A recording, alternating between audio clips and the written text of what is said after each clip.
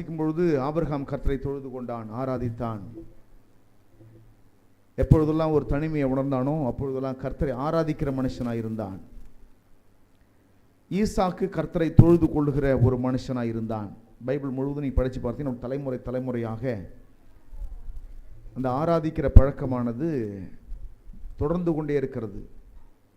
யாரெல்லாம் ஆராதிக்கிறாங்களோ அவங்க வாழ்க்கையில் அற்புதம் நடந்து கொண்டே இருக்கிறது. ஆராதனைக்கு போகிறவங்களை கர்த்தர் வெறுமையாக விடுவது கிடையாது, ஆராதிக்கிறவங்களை கர்த்தர் வெறுமையாக விடுவது கிடையாது. ஒருவேளை நான் நீண்ட நாட்கள் ஆராதனைக்கு போகிறேன், என் வாழ்க்கையில் மாற்றம் இல்லைன்னு சொன்னாலும் இன்னைக்கு ஒரு நிச்சயமாக ஒரு மாற்றத்தை கர்த்தர் செய்ய வல்லமையுள்ள தேவனாக இருக்கிறார்.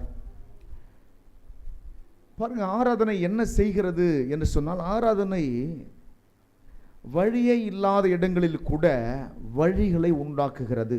எல்லாம் சொல்லுங்க, ஆராதனை வழியே இல்லாத இடங்களில் கூட வழியை உண்டாக்குகிறது. நம்ம கண்ணுக்கு ஒன்றும் தெரியாமல் இருக்கலாம், நம்முடைய மாம்ச கண்களுக்கு வழி தெரியாதது போல, அடைக்கப்பட்டது போல, இனி அடுத்த அடி வைக்க முடியாது, இனி எதிர்காலமே கிடையாது என்பது போல நம்முடைய மாம்ச கண்களுக்கு வேண்டுமானால் தெரியலாம். ஆனால் தேவன் எல்லா விதமான சூழ்நிலையிலேயும் நமக்கு ஒரு வழியை வைத்திருக்கிறார். எல்லா விதமான பிரச்சனைக்கும் ஒரு முடிவை கர்த்தர் வைத்திருக்கிறார். எத்தனை பேர் நம்புறீங்க, விசுவாசிக்கிறீங்க? எல்லா பிரச்சனைக்கும் ஒரு முடிவை வைத்திருக்கிறார். முடிவே இல்லாத பிரச்சனையே கிடையாது. பைபிளில் அப்படி அநேக மனிதர்கள் எல்லாம் வாசிக்கிறோம். அதில் குறிப்பாக சில பேரை சொல்லணும் அப்படின்னா, இந்த குஷ்டரோகம் என்கிற ஒரு வியாதி, இந்த வியாதியெல்லாம் சுகமாக்கவே முடியாது என்கிற ஒரு சூழ்நிலை இருக்கிறது. குஷ்டரோகம் என்ற வியாதியை சுகமாக்கவே முடியாது என்கிற நிலைமை, அதுவும் இயேசு கிறிஸ்து வாழ்ந்த நாட்களிலே அதற்கான மருந்துகள் எதுவுமே கிடையாது என்கிற ஒரு சூழ்நிலை இருந்தது. அந்த நாட்களிலே ஒரு குஷ்டரோக வியாதி ஒரு மனுஷனுக்கு வந்துவிட்டால் அவன் ஏதோ பாவம் செய்திருக்கிறான் அல்லது அவன் தலைமுறை சாபம் அவனை ஆண்டு கொண்டிருக்கிறது என்று சொல்லி அவனை பிடித்து அவனை கொண்டு போயிட்டு ஊருக்கு வெளியே குஷ்டரோகிகள் பள்ளத்தாக்கு என்று ஒரு பெரிய பள்ளத்தாக்கை வைத்து அந்த இடத்துல விட்டுட்டு வந்துடுவாங்க. வெயில் அடித்தாலும் மழை வந்தாலும் எந்த காரணத்தை கொண்டும் அவர்கள் ஊருக்குள்ளே வரவே கூடாது. உறவினர்கள் அவர்களுக்கு வேண்டுமானால் உணவை கொண்டு போயிட்டு அங்கே கொடுத்து விட்டு வரலாம், உடையை கொண்டு போயிட்டு கொடுத்து விட்டு வரலாம். அது கூட அவரை தொட்டு பேசக்கூடாது, அவர்களோடு எந்த உறவையும் வைத்து கொள்ளக்கூடாது. அப்படி அவர்களுக்கு ஏதாவது ஒரு உணவையோ வஸ்திரத்தையோ கொடுக்க வேண்டும் என்று சொன்னாலும் அதை கொண்டு போய்விட்டு ஒரு தூரமான இடத்திலே அவர் பார்வைப்படும் இடத்தில் வைத்துவிட்டு எடுத்துக்கொள் என்று சொல்லிவிட்டு வந்து விடுவார்கள். அவ்வளவுதான். அப்படிப்பட்ட வியாதி, அப்படிப்பட்ட பலவீனம், அப்படிப்பட்ட நிலைமையிலெல்லாம் ஜனங்க வாழ்ந்திருக்கிறார்கள். இது எப்பொழுது மாறும், இது மாறுமா மாறாதா, இவ்வளவுதான் வாழ்க்கையா, இனி இதில் மாற்றம் வர வாய்ப்பே கிடையாதா என்கிற நிலைமையிலெல்லாம் அநேகர் வாழ்ந்திருக்கிறார்கள். ஆனால் அவர்கள் செய்த சில நல்ல காரியங்கள் அவங்க வாழ்க்கையவே தலைகீழ மாற்றிவிட்டது. ஆமேன் சொல்லலாமா? பைபிளில் அதற்கான நிறைய சான்றுகளை நாம் பார்க்கிறோம். அதிலே ஒரு மனிதனை பற்றி இன்றைக்கு நாம் பார்க்க இருக்கிறோம். அந்த மனிதனுடைய சூழ்நிலை என்ன அப்படின்னா, அவன் நீண்ட நாட்களாய் குஷ்டரோகியாய் இருக்கிறான். நீண்ட நாட்களாய் குஷ்டரோகியாக இருக்கிறான். அவனுடைய சூழ்நிலையை பார்த்தீங்கன்னாக்க அந்த குஷ்டரோகம் நீங்குவதற்கு வாய்ப்பே இல்லை என்கிற மாதிரி ஒரு சூழ்நிலை இருக்கிறது. அந்த சூழ்நிலையில் அந்த குஷ்டரோகி என்ன செய்கிறான் என்று சொன்னால், ஆண்டவர் இயேசுவை குறித்து கேள்விப்படுகிறான். ஆண்டவர் இயேசுவை குறித்து கேள்விப்பட்டு அவரை தேடிக்கொண்டு குஷ்டரோகிகள் பள்ளத்தாக்கிலிருந்து புறப்பட்டு இயேசுவை தேடிக்கொண்டு வந்து ஆண்டவரை பார்த்த மாத்திரத்திலே அவருடைய பாதத்தில் விழுந்து அவரை பணிந்து கொண்டு, எனக்கு உமக்கு சித்தமானால் என்னை சுத்தமாக்கும் என்று சொன்னான். உமக்கு சித்தமானால் என்னை சுத்தமாக்கும். அவனுடைய ஜெபம் என்னன்னு பார்த்தீங்கன்னா, கடந்த வாரத்தில் நம்ம ஒரு காரியத்தை பார்த்தோம். என்னத்தை பார்த்தோன்னு சொன்னாக்க, ஒரு மனிதனை கர்த்தர் ஆசீர்வதிக்கிறார் என்று சொன்னால் எப்படி ஆசீர்வதிக்கிறார் அப்படின்னா, அந்த மனிதன் கர்த்தரை தொழுது கொள்ளும் பொழுது ஆசீர்வதிக்கிறார், விடுவிக்கிறார். எப்படிப்பட்ட ஒரு கட்டாக இருந்தாலும், எப்படிப்பட்ட நீக்க முடியாத பிரச்சனையாக இருந்தாலும், சரி பண்ண முடியாத வியாதியாக இருந்தாலும், அப்படிப்பட்ட நிலைமையில் இருக்கக்கூடிய மனுஷனை கூட ஆண்டவர் விடுவிக்கிறார். அதில் நம்ம கடந்த வாரத்தில் பார்த்தோம், பவுலும் சீலாவும் 2 கால்களும் கட்டப்பட்ட நிலைமையில் அவர்கள் தொழுவத்தில் மாட்டி வைக்கப்பட்டிருக்கிறார்கள். அந்த நேரத்தில் அந்த 2 மனிதர்களும் என்ன செய்கிறாங்கனாக்க, அவங்க நடு ஜாமத்தில் கர்த்தரை துதித்து பாடினார்கள். பகல் அடி வாங்கிட்டு பலவிதமான மனிதர்களுடைய அடி உதை எல்லாவற்றையும் வாங்கிவிட்டு இரவிலே அவங்க சிறைச்சாலையில் இருக்கும்பொழுது கர்த்தரை துதித்து பாடினார்கள் என்று வசனம் சொல்கிறது. தேவனுடைய பிள்ளைகளே, இப்போ தேவனுடைய பிள்ளைகள் ஆராதிக்கிற அந்த இடத்துல ஆண்டவர் இயேசு கிறிஸ்து வருகிறார். வேதவசனம் சொல்கிறது, ஆராதனை எங்க இருக்கிறதோ, துதி எங்க இருக்கிறதோ, அவர் துதியின் மத்தியில் வாசம் பண்ணுகிற தேவன். எல்லாம் சொல்லுங்க, துதியின் மத்தியில். நம்முடைய தேவன் எங்க வாசம் பண்றார் அப்படின்னா, கல்லையோ மண்ணிலையோ கிடையாது, ஒரு வீட்டுக்குள்ளேயோ ஒரு அறைக்குள்ளேயோ கிடையாது, பூட்டப்பட்ட சங்கிலிகள் போடப்பட்ட ஒரு இடத்திலேயோ கிடையாது. எங்கே தேவன் வாசம் பண்ணுகிறார் என்று சொன்னால், அவர் துதியின் மத்தியில் வாசம் பண்ணுகிறவர். எங்கே 2 அல்லது 3 பேரை நாமத்தினால கூடியிருந்தாலும் அங்கே அவர்கள் நடுவில் இருக்கிறார் என்று சொல்லுகிறவர். எங்க இருக்கிறார் சொல்லுங்க?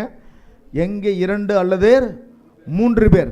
அவருக்கு தேவையான நபர்கள் பார்த்தீங்கன்னா, 1 கோடி பேர் இருந்தால் தான் வருவான்னு கர்த்தர் சொல்கிற தேவன் அல்ல, 1,00,000 பேர் இருந்தால் தான் வருவான்னு சொல்கிற தேவன் அல்ல. 2 அல்லது 3 பேர் அவருடைய நாமத்தினால கூடியிருந்தாலே அந்த இடத்துல இருக்கிறேன்னு சொல்கிறார். அப்போ துதியின் மத்தியில் வாசம் பண்ணுகிறவர்.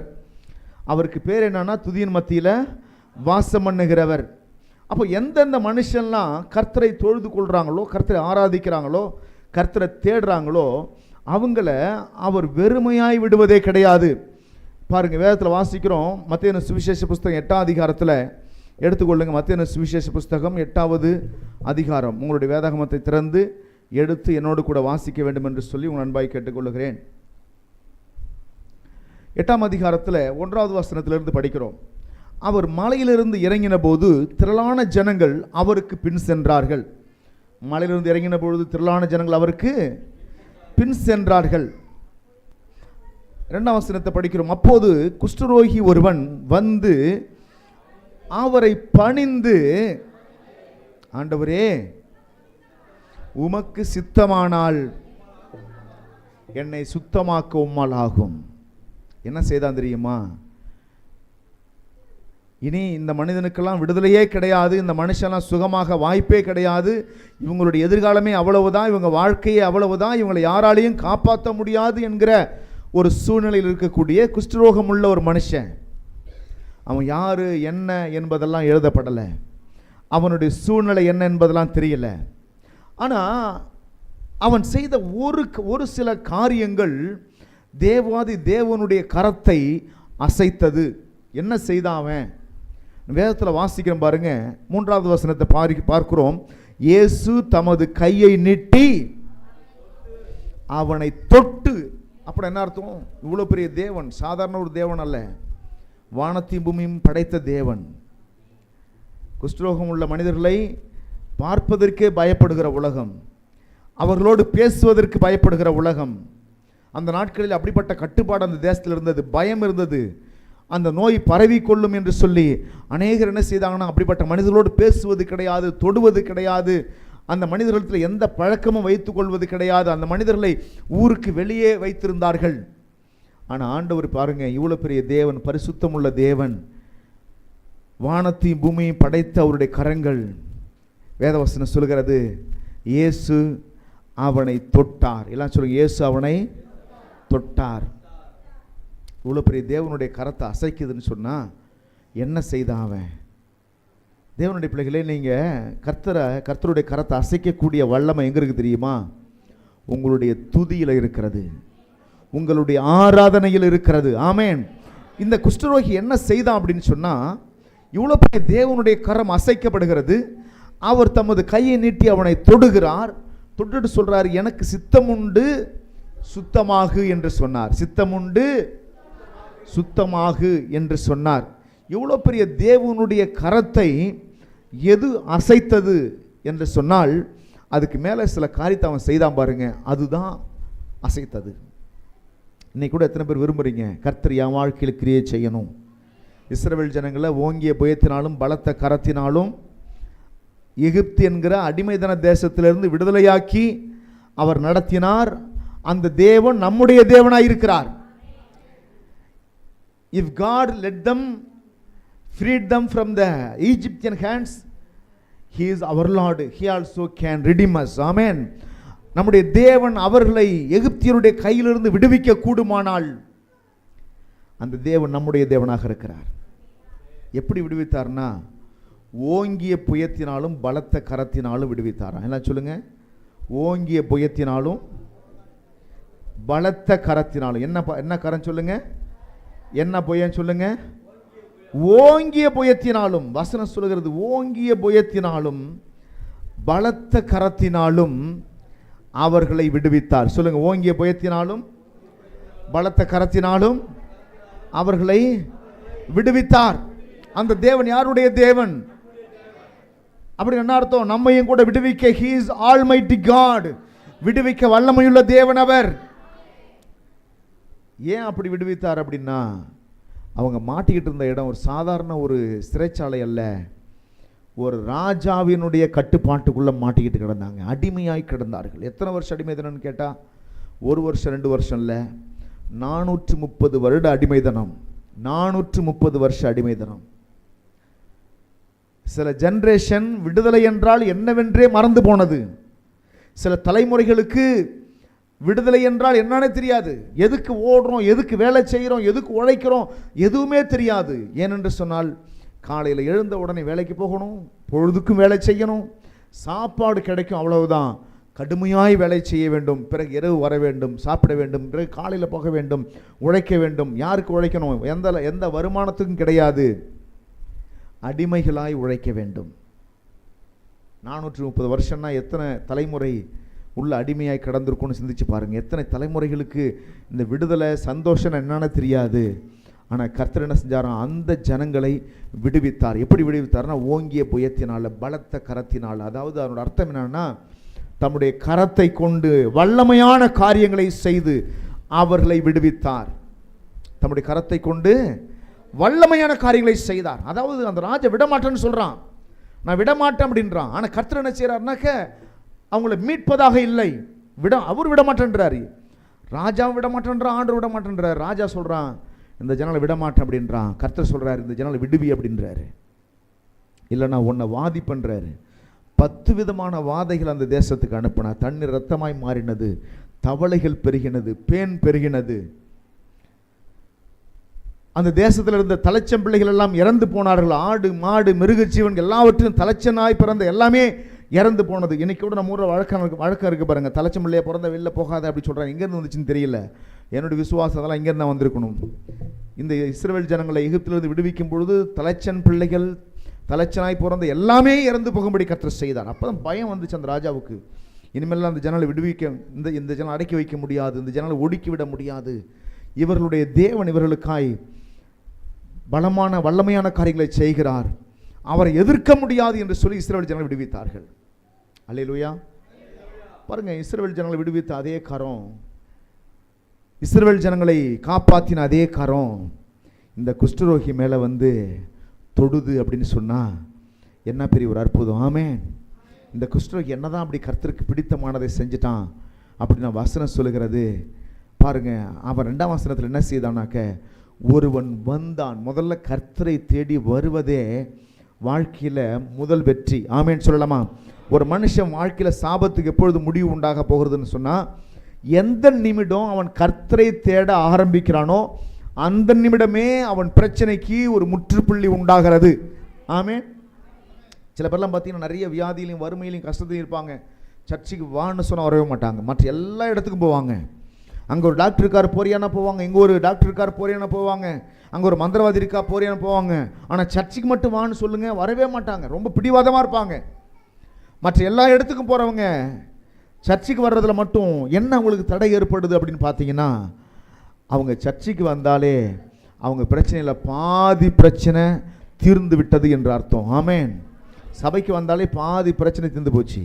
கர்த்தரை உயர்த்தினாலே வியாதி தாழ்ந்து போகும். கர்த்தரை ஆராதிச்சாலே வியாதி இல்லாமல் போகும். கர்த்தரை ஆராதிச்சாலே வறுமை வாழ்க்கையை விட்டு ஓடி போகும். ஆமென்.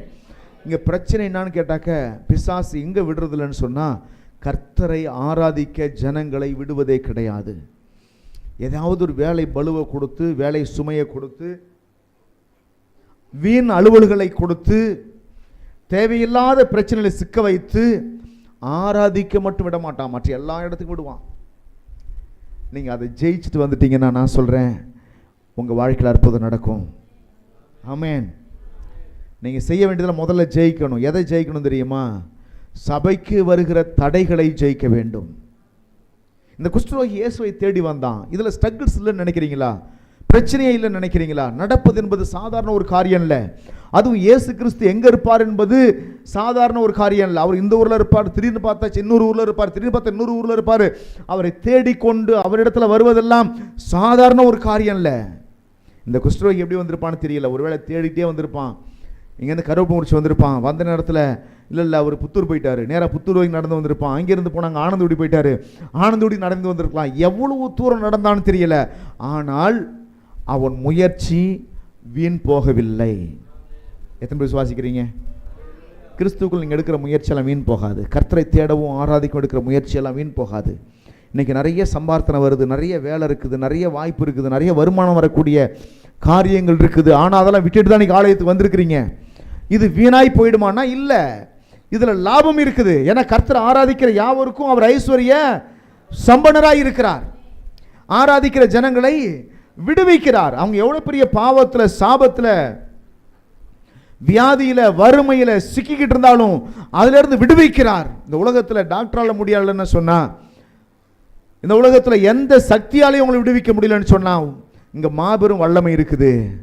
அந்த வல்லமை இயேசு கிறிஸ்து, அந்த வல்லமை நிச்சயமாய் உங்களை விடுவிக்கும். எத்தனை பேர் விசுவாசிக்கிறீங்க? ஹல்லேலூயா. எல்லா சாபக்கட்டில இருந்து இயேசு கிறிஸ்து மனிதனை விடுவிப்பார். விசுவாசிக்கிற ஒரு ஆமென் சொல்லலாமா? இன்னைக்கு ஒரு விடுதலை என் வாழ்க்கையில் பார்க்க போறேன்னு சொல்றவங்க கையை தட்டி உற்சாகமாக சொல்லுங்க, நிச்சயமாகவே இன்னைக்கு எனக்கு விடுதலை உண்டு. என் வியாதியிலிருந்து விடுதலை இன்னைக்கு பார்க்க போறேன். ஆமே. எத்தனை பேர் விசுவாசிக்கிறீங்க? இன்னைக்கு வியாதியிலிருந்து விடுதலையை கர்த்தர் கொடுக்க போறாரு. சாபத்திலிருந்து விடுதலையை கர்த்தர் கொடுக்க போறாரு. வறுமையிலிருந்து கர்த்தர் விடுதலையை தர போறாரு. தேவனுடைய பிள்ளைகளே, இந்த குஷ்டரோகி முதல்ல அவன் செய்த காரியம் என்னன்னு கேட்டா, அவன் நடப்பதே கூடாத காரியம், நடப்பதே முடியாத காரியம். குஷ்டரோகம் வியாதினா என்னன்னு தெரியும் உங்களுக்கு? காலெல்லாம் சுருங்கிடும், கையெல்லாம் சுருங்கிடும். எப்படி இருந்திருக்கும் அவன் நிலைமைன்னு யோசிச்சு பார்க்குறேன். நடக்க முடியுமான நடக்க முடியாது. ஆனால் அவன் நடந்தே வந்திருக்கிறான். அவனு கார் வச்சுக்கிட்டு வரல, இயேசுவை தேடி வரல. இன்னைக்கெல்லாம் நிறைய ஜனங்களும் ரொம்ப வசதியை தேடுறாங்க. வசதி இருந்தால் தான் வரேன்றாங்க. ஏன் சர்ச்சுக்கு வரலன்னு கேட்டால் பைக் இல்லை வரலன்றாங்க. பஸ், இலவச பஸ் போய் என்ன செய்யல, பைக் இருந்தால் தான் சர்ச்சுக்கு வருவேன்றாங்க, கார் இருந்தால் சர்ச்சுக்கு வரேன்றாங்க. ஆனால் இந்த குஷ்டரோகி எதையும் எதிர்பார்க்கல, இயேசுவை தேடி வந்தான். கர்த்தட்ட வர்றதே பாதி பிரச்சனை தீர்ந்துச்சுன்னு அர்த்தம். கர்த்தட்ட வந்தாலே பாதி பிரச்சனை தீர்ந்து போச்சு. ஆமேன். கர்த்தட்ட வந்தாலே பாதி பிரச்சனை தீர்ந்து போச்சு. இரண்டாவது அவன் செய்த காரியம் என்னன்னு பார்த்தீங்கன்னா, வேதத்தில் வாசிக்கிறோம், அந்த 2வது வசனத்தை படிங்க. அப்பொழுது குஷ்டரோகி ஒருவன் வந்து பாருங்க, அவரை பணிந்து. 2வது காரியம், he worshiped the Lord Jesus. இயேசு ஆண்டவரை, இயேசு கிறிஸ்துவை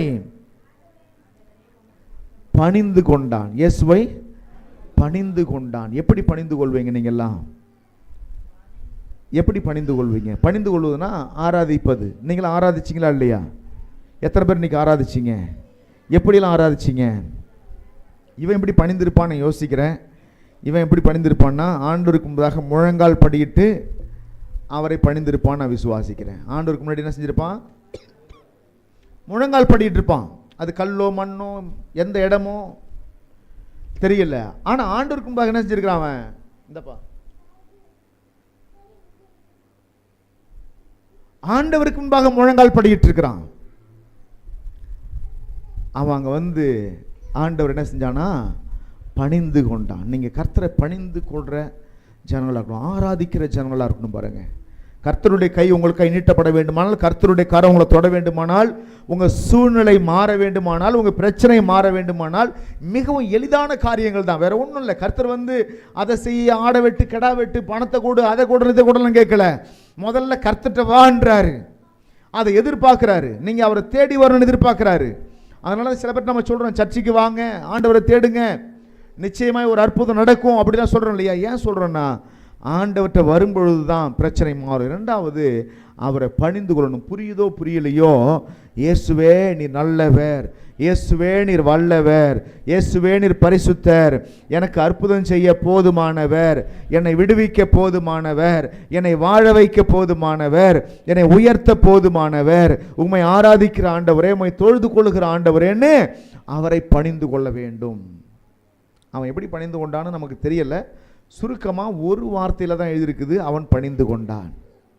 என்ன செஞ்சிருப்பான்னு நினைக்கிறேன். நான் நினைக்கிறேன்னா, ஒரு ஆண்டவரை பார்த்த உடனே தலகு முகங்குப்புற விழுந்து முழங்கால் படியிட்டு, ஐயா உமக்கு நன்றி ஐயா, நான் உங்களை பார்த்துட்டேன், நீங்கள் நல்லா இருக்கணும், இப்படி பல வார்த்தையை சொல்லியிருக்கலாம். இன்றைக்கெல்லாம் நிறையா பிச்சை கேட்கிற நபர்கள்ட்ட போயிட்டு நீங்கள் ஒரு 10 ரூபா கொடுத்தீங்கன்னா அவங்க சொல்லுவாங்க நல்லாரு பாடிப்பாங்க.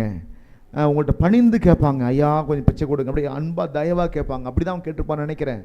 ஆண்டவர்கிட்ட வந்தபொழுது ஆண்டவர்கிட்ட பணிந்து அன்போட கரிசனையோட ஆண்டவர்கிட்ட அப்படியே ஜெபம் பண்ணியிருப்பான் நினைக்கிறேன் நான். ஆண்டவரை பணிந்து கொண்டான். அல்லேலூயா. ஒரு வியாதி மாறணும்னு சொன்னால் ஜனங்க போயிட்டு டாக்டர்கிட்ட பணிந்து கொண்டு நிற்கிறார்கள். டாக்டரை பார்த்து எப்படி நினைக்கிறாங்க தெரியுமா? டாக்டர்கிட்ட போய் எந்த சட்டம் பேச மாட்டாங்க, பணிந்துக்கிட்டு கையை கட்டிக்கிட்டு ஏதாவது செய்யுங்கயான்னு சொல்லுவாங்க. ஆனால் சர்ச்சைக்கு வரும்பொழுது உண்மையாக பணிந்து கொள்கிறோமா? கர்த்தரை ஆராதிக்கிறோமா? அல்லேலூயா. எத்தனை பேர் கர்த்தரை இங்கே வந்து ஆராதிக்க வந்திருக்கிறீங்க? எல்லாம் சொல்லலாம். ஆராதிக்க வந்தோ, அன்பு கூற வந்தோ, யெகோவா தேவனையே துதித்திட வந்தோம், தொழுதிட வந்தோம், தூயவர் இயேசுவையே ஆராதிக்க அன்பு கூற யெகோவா தேவனையே துதித்திட தூயவர் இயேசுவையே ஆலயம் செல்லுவதே அது மகிழ்ச்சியை தந்திடுதே. ஆலயம் சேர்ந்து பாடலாம் எல்லாருமே.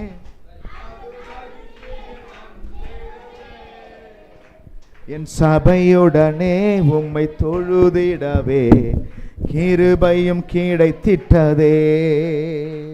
என் சபையுடனே உம்மை துதித்திடவே கிருபையும் கிடைத்திட்டதே. ஆராதிக்க வந்தோம், அன்பு கூற வந்தோம், யெகோவா தேவனையே துதித்திட வந்தோம், தொழுதிட வந்தோம், தூயவர் இயேசுவையே ஆராதிக்க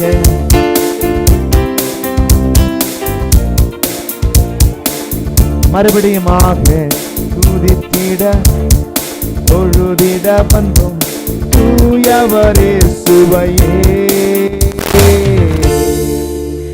எல்லாரும் சேர்ந்து சொல்ல போறோம். எல்லாரும் சேர்ந்து ஆண்டவரை மையப்படுத்தி இந்த பாடலை பாட போறோம். ஸ்தோத்திரம். ஆலயம் செல்லுவதே அது மகிழ்ச்சியை தந்திடுதே. எல்லாம் சொல்லுங்க. ஆலயம் செல்லுவதே அது மகிழ்ச்சியை தந்திடுதே. என் சபையுடனே உம்மை தொழுதிடவே கிருபையும் கிடைத்திட்டதே. ஆமென். எல்லாம் சேர்ந்து பாடலாமா? எல்லாருமே எல்லாரும் சேர்ந்து பாடுவோம்.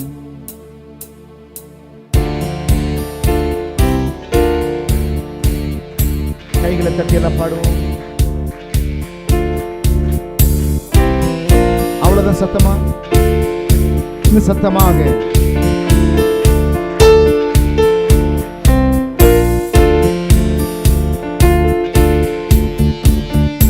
ஆராதிக்க வந்தோம், அன்பு கூற வந்தோம், யெகோவா தேவனையே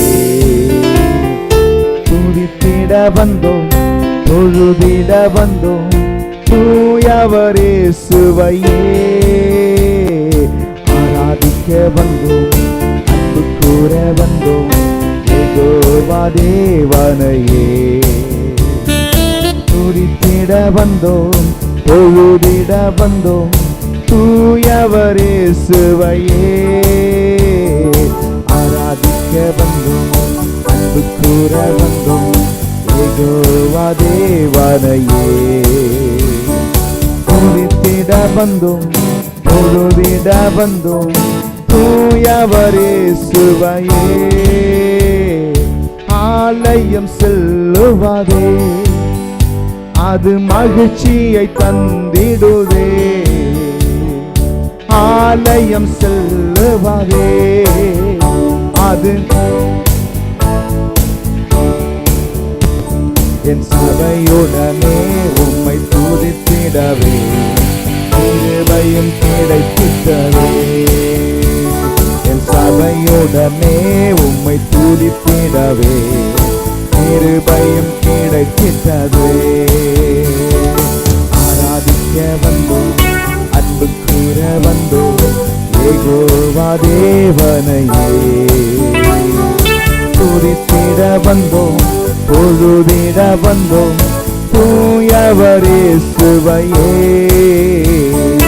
ஆராதிக்க இன்னைக்கு ஒரு அற்புதம் உங்க வாழ்க்கையில் நடக்க போகுது. விசுவாசிக்கிற ஆமென் சொல்லலாமா? இந்த ஆராதிக்கிற வேலையில நான் சொல்றேன், துதித்திட வந்தோம், தொழுதிட வந்தோம், தூயவர் இயேசுவையே. பலிகளை செலுத்திடவே ஜீவ பலியாக மாறிடவே. பலிகளை செலுத்திடவே ஜீவ பலியாக மாறிடவே. மறுரூபத்தில் இதயத்தை தந்தீரே, ஸ்தோத்திரம் ஸ்தோத்திரமே. மறுரூபத்தில் இதயத்தை தந்தீரே, ஸ்தோத்திரம் ஸ்தோத்திரமே.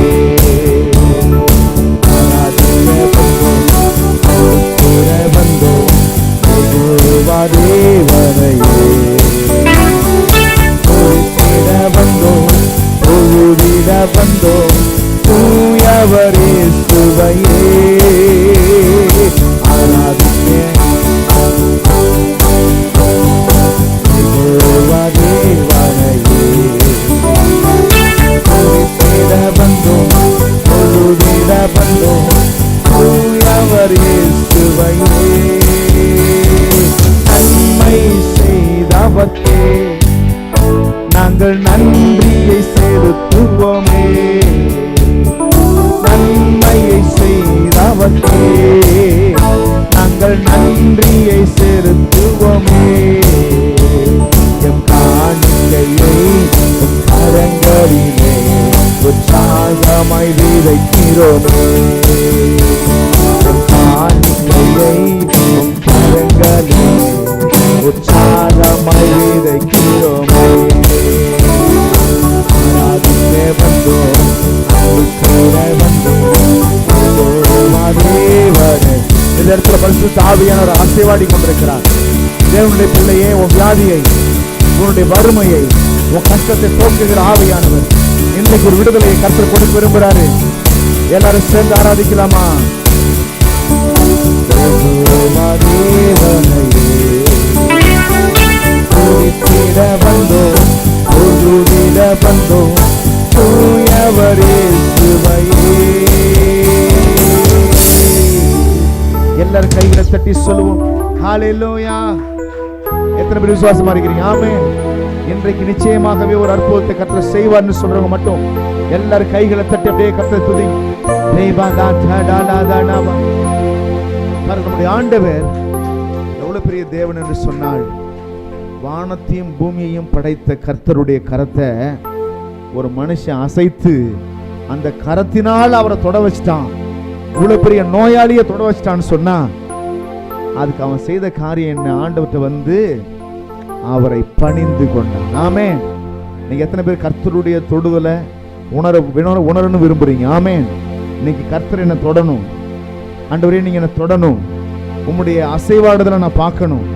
என் சரீரத்தில் ஒரு மாற்றம் நிகழ்கிறத பார்க்கணும். நல்ல கவனிங்க. இயேசுவை நீங்க தொட்டால் அற்புதம் நடக்கும், அவர் உங்களை தொட்டால் அற்புதம் நடக்கும். ஆமென். 12 வருஷம் பெரும்பாடுள்ள ஸ்திரீ இயேசுவை தொட்ட உடனே அவளுடைய உதிர ஊறல் நின்று போயிற்று. அப்படின்னா இவ போய் தொட்டா அங்க அற்புதம் நடந்துச்சு. இவ போய் தொட்டா இவள் சரீரம் சுகமாச்சு. இந்த இடத்துல இயேசு போயிட்டு ஒரு மனுஷனை தொடுறாரு, அந்த மனுஷனும் சுகமாயிட்டான். கையை தட்டி கர்த்தரை ஸ்தோத்திரம் பண்ணலாமா? ஹல்லேலூயா. எல்லாம் சொல்லுங்க. எத்தனை பேர் தொடரணும்னு ஆசைப்படுறீங்க? என்ன தொடுங்க ஆண்டவரே, எத்தனை பேர் விரும்புறீங்க? ஹல்லேலூயா. இன்னைக்கு கர்த்தருடைய தொடுதலை நான் பார்க்கணும்னு எத்தனை பேர் விரும்புறீங்க? எல்லாரும் சேர்ந்து சொல்லலாமா? ஹல்லேலூயா. தொட்டு சுகமாக்கும் ஐயா இயேசுவே. நீர் தொட்டால் போதும் எந்தன் வாழ்க்கை மாறுமே. நீர் தொட்டால் போதும் எந்தன் வாழ்க்கை மாறுமே. நீர் தொட்டால் போதும் எந்தன் வாழ்க்கை. அது வியாதின்ற குஷ்டரோகம் பிடிச்சிருந்தாலும் சரி, வருமண்ட குஷ்டரோகம் பிடிச்சிருந்தாலும் சரி, இருக்க ஆசீர்வாதம் பூரா குறைஞ்சிக்கிட்டே போகுது. நான் 10 கை இருந்தது, இப்போ 2 கை தான் இருக்குது. சாரி, 10 விரல் இருந்துச்சு, இப்போ 2 விரல் தான் இருக்குது, 3 விரல் தான் இருக்குது. எல்லாம் குறைஞ்சி போச்சுன்ற மாதிரி பொருளாதாரத்தில் குறைவு வந்தாலும் குஷ்டரோகம் பிடித்திருந்தாலும் சரி, வியாதி வந்திருந்தாலும் சரி, எந்த பிரச்சனையா இருந்தாலும் சரி, கர்த்தர் இன்னைக்கு அதையெல்லாம் கர்த்தர் மாற்ற போறார். ஆமென் சொல்லலாமா? எல்லாம் சொல்லுங்க. எட்டிக்காய் போல் கசக்கும் எந்தன் வாழ்க்கையை உந்தற்கு பாச கைகள் நீட்டி என்று தொடனுமே. எட்டிக்காய் போல் கசக்கும் எந்தன் வாழ்க்கையை உந்தன் பாச கைகள் எட்டி என்று தொடனுமே. கட்டி பிடித்தேன் உந்தன் பாதம் கத்தா எந்தன் கதறல் கேளும். கட்டி பிடித்தேன் கதறல் கேளும். மாறுமே, எல்லாம் மாறுமே. தொடனுமே, என்னை தொடனுமே. சொல்லுங்க. மாறுமே, எல்லாம் மாறுமே. தொடனுமே, என்னை தொடனுமே. மாறுமே, எல்லாம் மாறுமே. தொடனுமே, என்னை தொடனுமே. எத்தனை பேர் தொடணும்னு ஆசைப்படுறீங்க? ஆண்டவர் சொல்ல, ஏசப்பா நீங்க இன்னைக்கு தொடர்றதை நான் பார்க்கணும். ஆமேன். இன்றைக்கு என் குடும்பத்துல, என் வாழ்க்கையில, சரீரத்துல ஒரு அற்புதம் நடக்கணும். ஆமேன். இன்னைக்கு நான் உங்களை ஆராதிக்கிறேன், உங்களை துதிக்கிறேன். உங்களுடைய தொடுதல் இன்னைக்கு உணர்ந்து தான் போகணும். என் சரீரத்தில் ஒரு மாற்றத்தை பார்த்துட்டு தான் போகணும். கசந்து போன என் வாழ்க்கையில் ஒரு அற்புதத்தை பார்த்துட்டு தான் போகணும்னு சொல்றவங்க மாத்திரம் கைகளை தட்டி சொல்லுங்க. ஓ ராபா லா தா டா லா. எல்லாரும் சேர்ந்து பாடுவோம். எட்டிக்காய் போல் கசக்கும் என் வாழ்க்கையை உன் பாசை கைகள் இட்டி என்று தொடனுமே. எட்டிக்காய் போல் கசக்கும் எந்தன் வாழ்க்கையை உன் பாச கைகள் இட்டி என்று தொடனுமே. கட்டி பிடித்தேன் உந்தன் பாதம் கத்தா எந்தன் கதறல் கேள். கட்டி பிடித்தேன் உந்தன் பாதம் கத்தா எந்தன் கதறல் கேள். மாறுமே, எல்லாம் மாறுமே. தொடனுமே, என்னை தொடனுமே. மாறுமே, எல்லாம் சேர்ந்து சொல்லும் போது நான் சொல்றேன், உங்க சரீரத்தில் அற்புதம் நடக்க போகுது. ஆமென். ஆராதனையுடைய வல்லமை என்னன்றத இன்னைக்கு ரியலா பார்க்க போறோம். எல்லாம்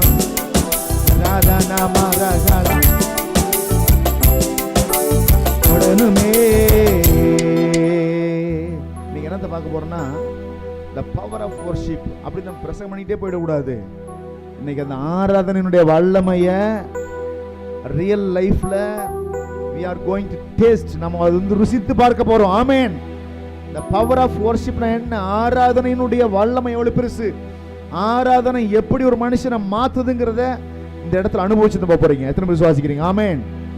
வாழ்க்கை கசந்து போனாலும் சரி, குடும்பத்துல பிரச்சனை இருந்தாலும் சரி, சரீரத்துல வியாதி இருந்தாலும் சரி, இன்னைக்கு மாற்றம் அடைந்துதான் இந்த இடத்தை விட்டு போகணும். கையை தட்டி சொல்லலாமா? ஹல்லேலூயா.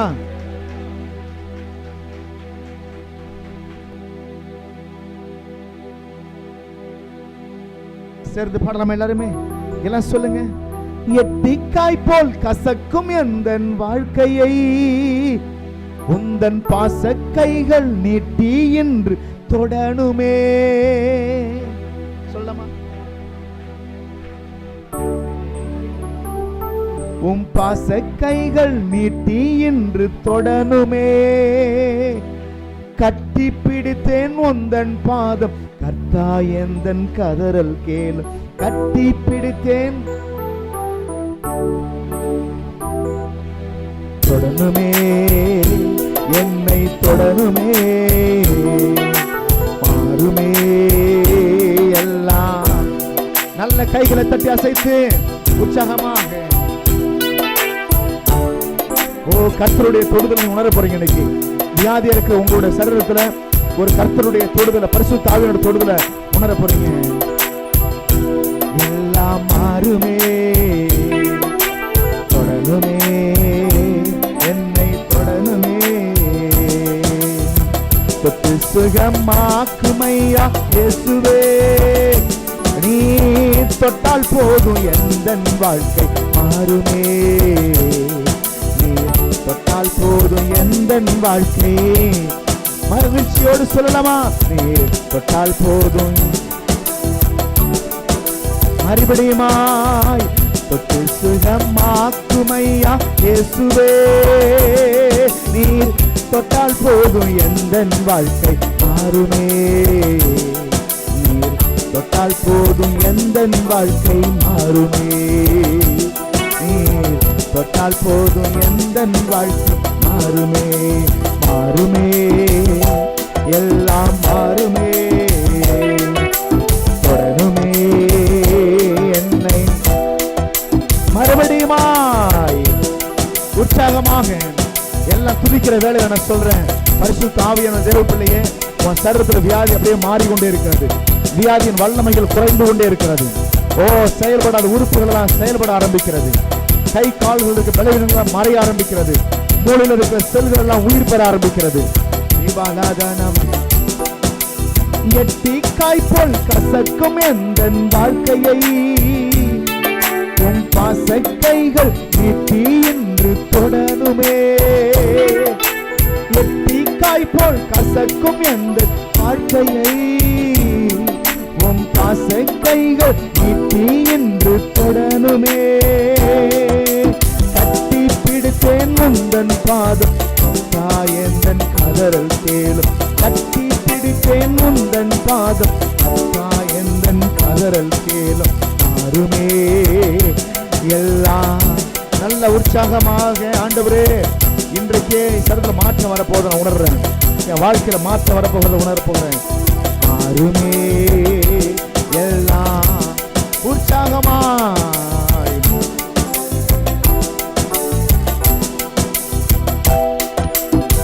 தொட்டு சுகமாக்குமையா இயேசுவே.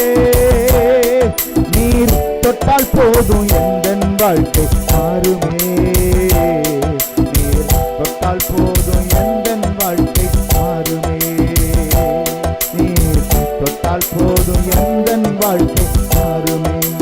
கடனும் உடனும் என்னை முடக்க முடியாதே, கடல் மேல் நடந்த கர்த்தர் என்னோடு இருக்கின்றார். கடனும் உடனும் என்னை முடக்க முடியாதே, கடல் மேல் நடந்த கர்த்தர் என்னோடு இருக்கின்றார்.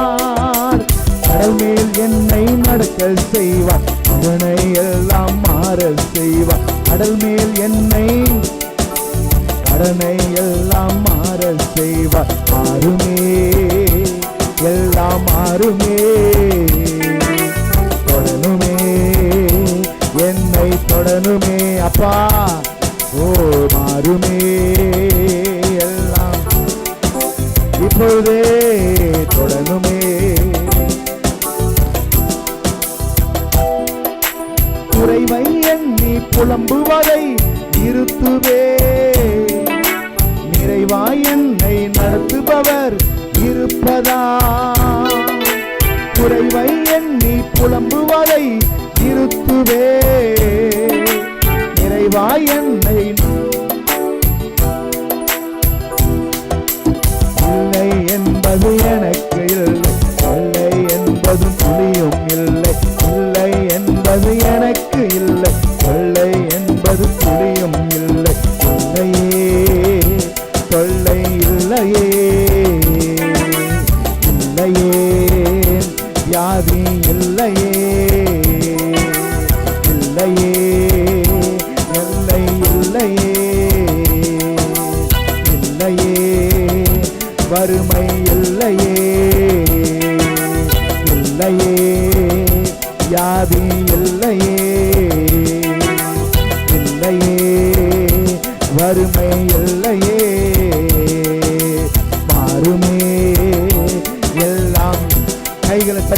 ஆராதித்துக் கொண்டே எல்லாம் சொல்லலாமா? தேவ பிரசன்னம் எல்லாரையும் ஆட்கொள்வதாக, எல்லார் மேலேயும் கர்த்தருடைய வல்லமை இறங்கி வருவதாக. ஓ ரியாதாதானாமா. ஹalleluya ஹalleluya ஹalleluya.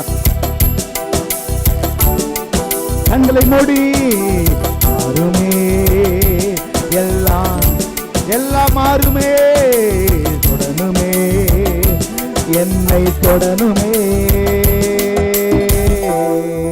எல்லாரும் கைகளை தட்டி சொல்லலாமா? ஆண்டவரே, அந்த குஷ்டரோகியை தொட்ட உம்முடைய கரங்கள், ஓங்கிய புலத்தினாலும் பரத்த கரத்தினாலும் உம்முடைய ஜனத்தை விடுவித்த உம்முடைய கரம் இன்றைக்கு எங்களை தொடுவதாக, இயேசுவின் நாமத்தில் தொடுவதாக, இயேசுவின் நாமத்தில் தொடுவதாக, இயேசுவின் நாமத்தில் தொடுவதாக, இயேசுவின் நாமத்தில் தொடுவதாக, இயேசுவின் நாமத்தில் தொடுவதாக. ஓ ராபா லாண்டாபா. தேவனுடைய பிரசன்னம், ஆராதனை அபிஷேகம், ஆராதனை அபிஷேகம் எல்லாரையும் ஆட்கொள்ளுகிறது. இயேசுவின் நாமத்தினாலே ஆட்கொள்ளுகிறது. எல்லா வியாதியின் வல்லமைகள் செயலிழக்கிறது. ஹalleluya. எல்லாரும் அப்படியே உட்காரலாமா? எல்லாரும் உட்காருங்க, ஒரு நிமிஷம் உட்காருங்க. எல்லாரும் சேர்ந்து சொல்ல போறோம். இன்னைக்கு இந்த குறைவெல்லாம் நீங்க போகிறது, கடன் பிரச்சனையெல்லாம் மாற போகுது. ஆமென் சொல்லலாமா? ஹalleluya. நீங்க கர்த்தருடைய கரத்தை பிடிச்சிருந்த நாட்கள் முடிஞ்சு, இனிமே கர்த்தர் தான் உங்க கரத்தை பிடிச்சிட்டு போற நாட்கள் வந்திருக்கிறது. ஆமென். நீங்க அவரை பிடிச்சிட்டு தொங்கிட்டு இருந்தீங்க, இனிமே அவர் உங்களை பிடிச்சி இழுத்துட்டு போறாரு. ஆமென். அவர் விரும்புற இடத்துக்கு அவர் உங்களை நடத்திட்டு போறாரு. விசுவாசிக்கிறீங்க? ஹalleluya. நீங்கள் விரும்புற இடத்துக்கெல்லாம் போயிட்டு ஏசப்பா என் கூட வாங்க, என்ன ஆசீர்வதிங்கன்னு சொன்னது போக, அவர் உங்களை கரம் பிடிச்சு அழைச்சிட்டு போறாரு. எப்பொழுதுமே இந்த உலகத்தில் ஒரு விஷயத்தை புரிந்து கொள்ளுங்க. இப்போ ஒரு ஏழ்மையில் இருக்கிறவங்க என்னை தேடி வந்து என்கிட்ட ஒரு உதவி கேட்டாங்கன்னா, அவங்களுக்கு செய்ய எனக்கு மனசு இல்லைன்னு சொன்னால் என்னால் இயன்றதை மட்டும்தான் கொடுப்பேன். ஆனால் எனக்கே ஒரு மனுஷனை பிடிச்சு போயிட்டு அந்த மனுஷன் வாழ்க்கையை நான் பொறுப்படுத்திக்கிட்டேன்னா, அவன் நினைச்சு பார்க்க முடியாததெல்லாம் அவனுக்கு நான் கொடுப்பேன். அல்லேலூயா சொல்லலாமா? எத்தனை பேருக்கு புரியுது? ரெண்டுக்கு வித்தியாசம் இருக்குதா? ஒரு மனுஷன் எனக்கு பிடிக்கல, ஆனால் அந்த மனுஷன் என்கிட்ட வந்து எதையோ ஒன்று கேட்குறான்னு சொல்லும்பொழுது என்னால் இயன்றதை ஒன்று கொடுத்து போ அப்படின்னு சொல்லுவேன். ஆனால் ஒரு மனுஷன் எனக்கு பிடிச்சி போச்சுன்னா அந்த மனுஷன் கேட்டதையும் கொடுப்பேன், கேட்டதுக்கு மேலையும் கொடுப்பேன். ஆமென் அல்லேலூயா. ஆராதிக்கிற மனுஷன் கர்த்தரை பிடிச்சுக்கிட்டு போல, ஆராதிக்கிற மனுஷனை கர்த்தர் கரம் பிடிச்சு அழைச்சிட்டு போறாரு. அல்லேலூயா. ஆராதிக்கிற மனுஷனோடு கர்த்தர் இருப்பதனால அவனுக்கு எந்த தடையும் தடையாவே இருக்காது. விசுவாசிக்கிற பிராமணன் சொல்லலாமா? தடையெல்லாம் பின்னாடி செல்லும். பைபிள்ல ஒரு சம்பவம் இருக்குது, நீங்க எடுத்து படிச்சீங்கன்னா ரொம்ப ஆச்சரியப்படுவீங்க. என்ன மாதிரி சம்பவம்னு பார்த்தீங்கன்னா, எடுத்துக்கொண்டு எல்லாரும் படிக்கலாம்னு நினைக்கிறேன். யோசுவாவின் புஸ்தகத்தில் 3வது அதிகாரம் நினைக்கிறேன். யோசுவாவின் புஸ்தகத்தில் 3வது அதிகாரம் அப்படின்னு நினைக்கிறேன். எடுத்துட்டீங்களா எல்லாருமே? 3வது அதிகாரத்தில் 5வது வசனத்தை படிக்கிறோம். 3வது அதிகாரத்தில் 5வது வசனத்தை படிக்கிறோம். யோசுவா ஜனங்களை நோக்கி, உங்களை பரிசுத்தம் பண்ணி கொள்ளுங்கள், நாளைக்கு கர்த்தர் உங்கள் நடுவிலே அற்புதங்களை செய்வார். கைகளை தட்டி கர்த்தரை ஸ்தோத்திரம் பண்ணுங்க. ஹalleluya. உங்களை பரிசுத்தம் பண்ணி கொள்ளுங்கள். Tomorrow the day of miracle. ஆமென். நாளைய தினம் என்பது அற்புதத்தின் நாள். நான் சொல்றேன், நாளைக்கு இல்ல, இன்னைக்கே அற்புதம். கையை தட்டி கர்த்தரை ஸ்தோத்திரம் பண்ண உற்சாகமாக. அற்புதங்களை செய்வார் அப்படி சொல்லிட்டு அடுத்தது அவர் என்ன சொல்றார் அப்படின்னா, படிங்க. பின்பு யோசுவா ஆசாரியர்களை ஆராதிக்கிற கூட்டத்தை நோக்கி, ஆசாரியர்கள் சொன்னா தேவனை ஆராதிக்கிறவர்கள், கர்த்தரை பணிந்து கொள்ளுகிறவர்கள், அவர்களை நோக்கி சொல்றாரு, நீங்கள் உடன்படிக்கை பெட்டியை எடுத்துக்கொண்டு ஜனங்களுக்கு முன்னே நடந்து போங்கள். எப்பொழுதுமே ஒரு வீட்டில் என்ன முன்னாடி இருக்கணும், என்ன பின்னாடி இருக்கணும்னா, துதி முன்னாடி இருக்கணும், பிரச்சனை பின்னாடி இருக்கணும். ஆமென். துதியை முன்னாடி வச்சுட்டு போறவங்க, ஆராதனையை முன்னாடி வச்சுட்டு போறவங்க, ஆராதனைக்கு முக்கியத்துவம் கொடுத்து வாழுறவங்க, எவ்வளோ பெரிய பிரச்சனை வாழ்க்கையில் வந்தாலும் அதெல்லாம் இல்லாமல் போய்விடும். ஆமென். யோசுவா சொல்றாரு, நாம என்ன செய்யணும், நமக்கு கர்த்தர் வாக்குத்தத்தம் பண்ணின அந்த தேசத்தை சுதந்திரிக்கணும். ஆனால் அதுக்கு நாம் என்ன செய்யணும் அப்படின்னா, கர்த்தரை பணிந்து கொள்ளக்கூடிய ஆராதிக்கிற ஆசாரியர்கள் முன்பாக கடந்து போகணும். உடன்படிக்கை பெட்டி தூக்கிட்டு முன்னாடி போகணும், ஜனங்கள்லாம் பின்னாடி வரணும். அல்லேலூயா. அதனால தான் காலையில் எழுந்த உடனே பாடலை பாடி நல்லா வீட்டில் ஆராதிக்கணும். ஃபஸ்ட்டு நம்ம வீட்டில் என்ன சத்தம் கேட்கணும்னா, ஒப்பாரி சத்தம் கேட்கக்கூடாது, அழுகையின் சத்தம் கேட்கக்கூடாது, துதியின் சத்தம் கேட்க வேண்டும். ஆமென். அதாவது தேவன் இந்த உலகத்தில் மனுஷனுக்கு வைத்திருக்கிற வாழ்க்கை என்ன தெரியுமா? ஏசாயா தீர்க்கதரிசன புஸ்தகத்தில் 30ஆம் அதிகாரம், எரேமியாவா நினைக்கிறேன்,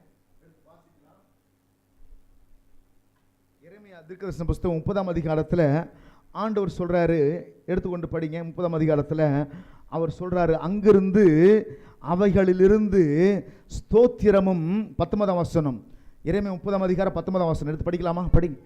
அவைகளிலிருந்து ஸ்தோத்திரமும் ஆடல் பாடலின் சத்தமும் புறப்படும், அவர்களை வர்த்திக்க பண்ணுவேன், அவர்கள் குறுகி போவதில்லை, அவர்களை மகிமைப்படுத்துவேன், அவர்கள் சிறுமைப்படுவதில்லை. எல்லாம் சொல்லுங்க, சிறுமைப்படுவதில்லை.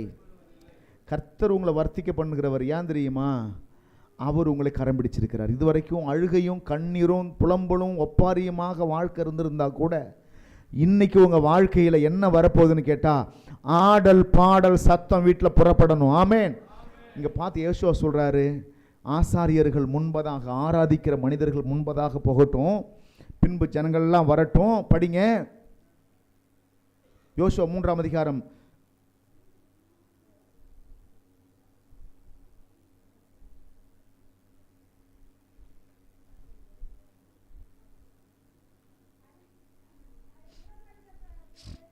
உடன்படிக்கை பெட்டியை எடுத்துக்கொண்டு ஜனங்களுக்கு முன்னே நடந்து போங்கள்.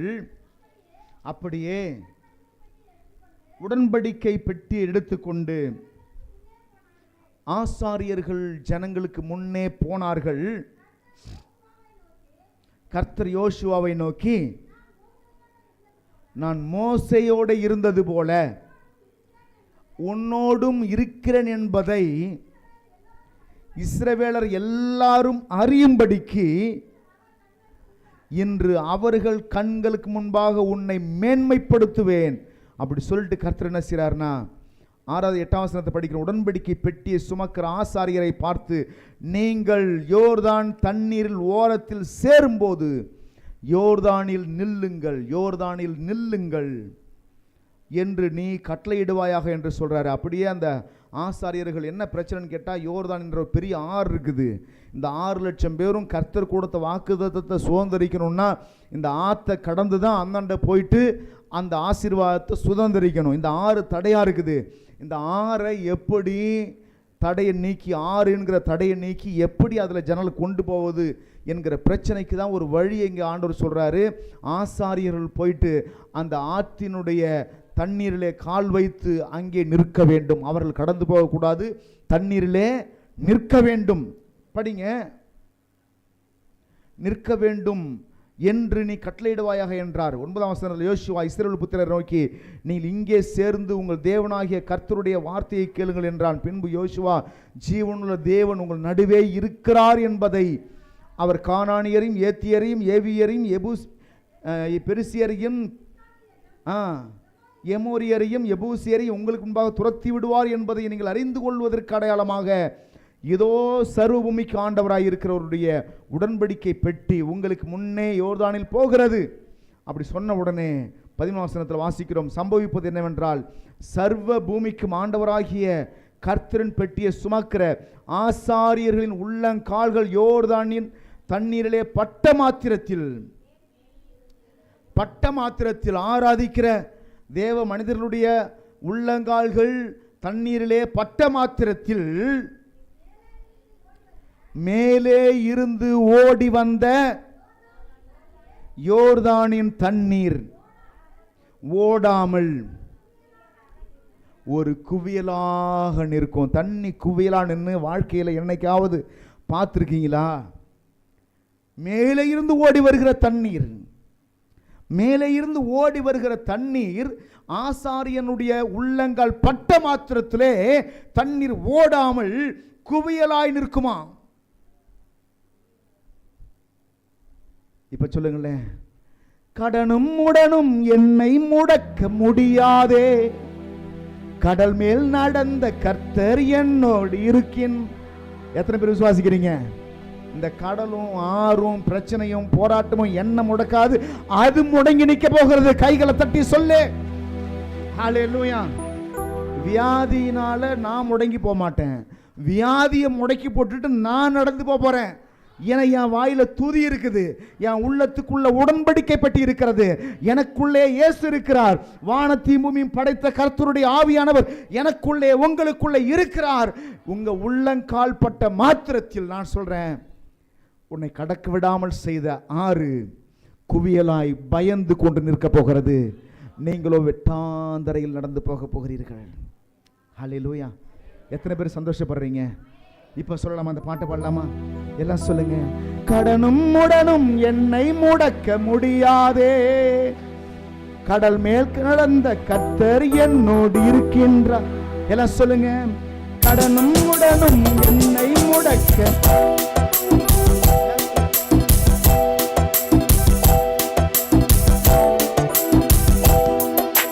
கடனை எல்லாம் மாற செய்வார், கடல் மேல் என்னை நடக்க செய்வார். கடனை எல்லாம் கடல் மேல் என்னை நடக்க செய்வார். மாறுமே, எல்லாம் மாறுமே, தொடனுமே, என்னை தொடனுமே, மாறுமே, எல்லாம் சேர்ந்தெல்லாம் பாடலாமா?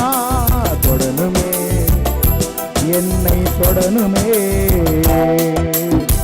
தொட்டு சுகமாக்குமையா இயேசுவே, நீர் தொட்டால் போதும் எந்தன் வாழ்க்கை மாறுமே, நீர் தொட்டால் போதும் எந்தன் வாழ்க்கை. எல்லாம் சேர்ந்து சொல்லுவோம். நீர் தொட்டால் போதும், எட்டிக்காய் போல் கசக்கும் எந்தன் வாழ்க்கையை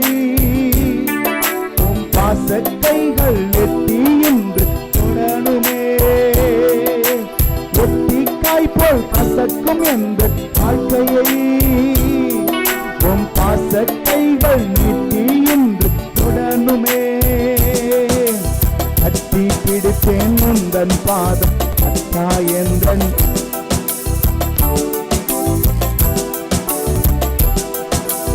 அகரல் கேளும் மாறுமே, எல்லாம் மாறுமே, தொடனுமே, மாறுமே, எல்லாம். கைகளை தட்டி சேர்ந்து பாடுவோம்.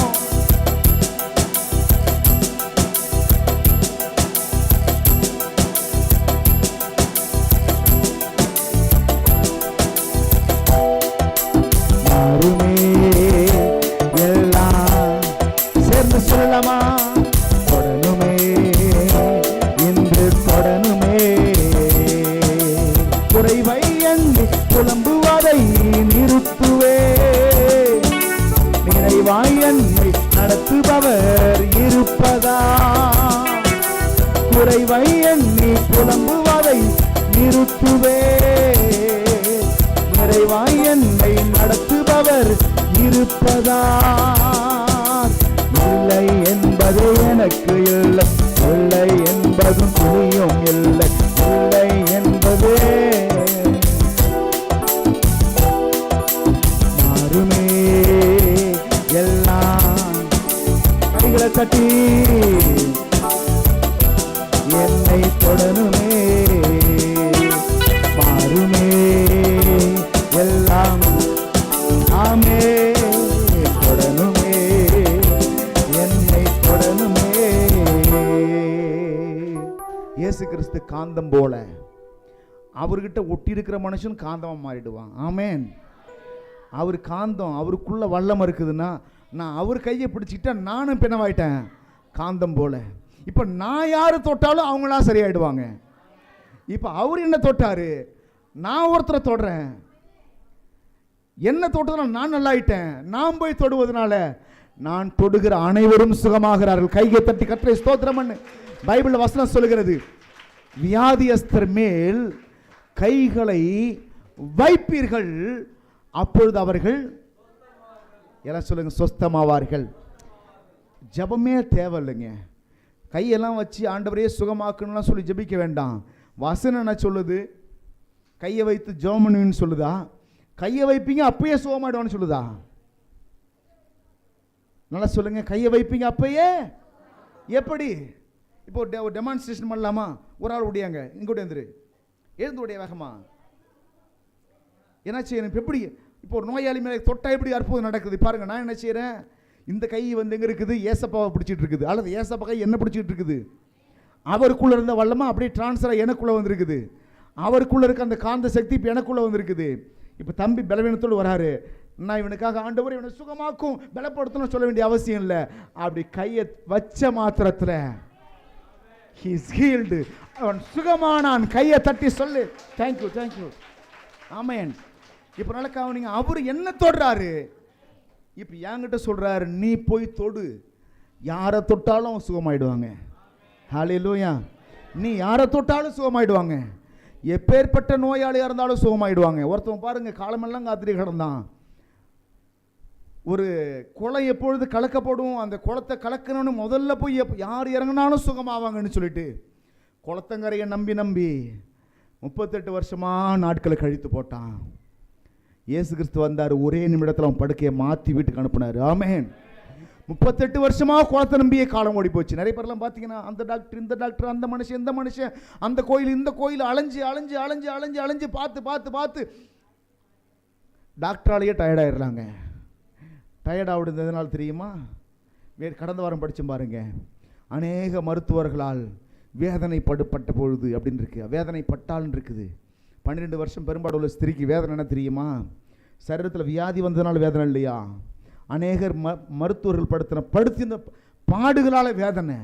வரவங்கெல்லாம் வைத்து பிடிச்சி அழுத்தின வயிறு என்ன ஆகுறது? அதனால் வலி வேதனை. மனுஷன் தொட்டால் வலி தான் வருது, இயேசு தொட்டார்னா சுகம் வருது. ஹல்லேலூயா. மனுஷன் தொட்டால் வாழ்க்கையில் வலி தான் வரும் பாருங்க, கஷ்டம்தான் வரும். இயேசுவை மனுஷன் இவ்வளோ நாள் அவளை தொட்டு தொட்டு சுகமாக்குற முயற்சி பண்ணணும். ஆனால் இயேசு இவ போய் தொட்டா பாருங்க, இவளுக்குள்ள அந்த வல்லமை கடந்து வந்தது. இயேசு கிறிஸ்து சொன்னார், என்னிலிருந்து வல்லமை புறப்பட்டு போனதை நான் அறிந்தேன் என்று சொன்னார். ஆமென். என்னை யார் தொட்டது? என்னிலிருந்து வல்லமை புறப்பட்டு போனது.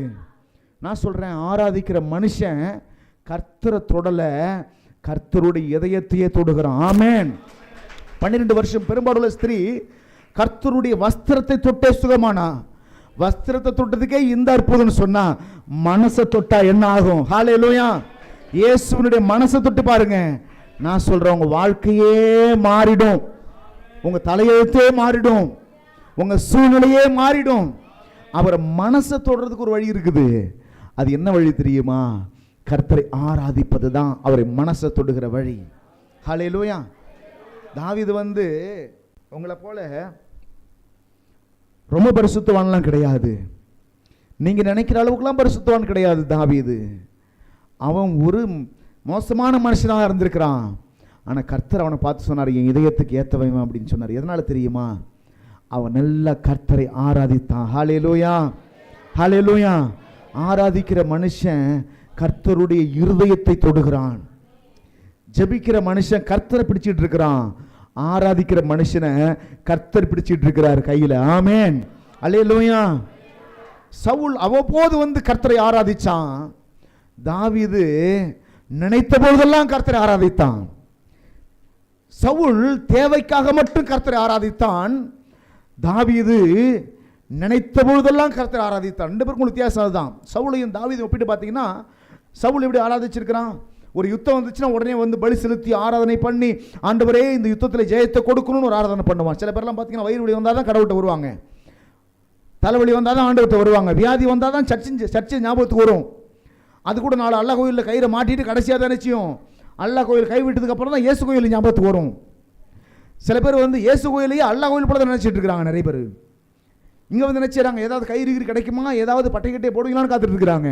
இங்கே நாங்கள் ஒன்றையும் போட மாட்டோம், கையை தான் வைப்போம், அற்புதம் நடக்கும். அல்லேலூயா. அங்கே தாக்கீது கொடுத்தாங்க பாஸ்டர், இங்கே ஏதாவது தாக்கீது மந்திரிச்சு வச்சிருக்கீங்களா? கையில் கட்டிக்கலாமா, இடுப்பில் கட்டிக்கலாமா, காலில் கட்டிக்கலாமா? ஒரு தாக்கீதும் கொடுக்க மாட்டோம். ஆமென். அவ்வப்போது தேவைக்காக கர்த்தரை ஆராதிக்கிற மனுஷனா தாவீது இல்ல. நினைத்த பொழுதெல்லாம் நல்லவரே, செயல்களில் வல்லவரே, சொல்வதிலும் செய்வதிலும் முரண்பாடற்றவரே. எப்படி ஆராதிச்சான்னு சொன்னா, ஆண்டவரே எனக்கு பண தேவை இருக்குது, ஆண்டவரே நீ நல்லவரப்பா, அப்படி ஆராதிக்கல.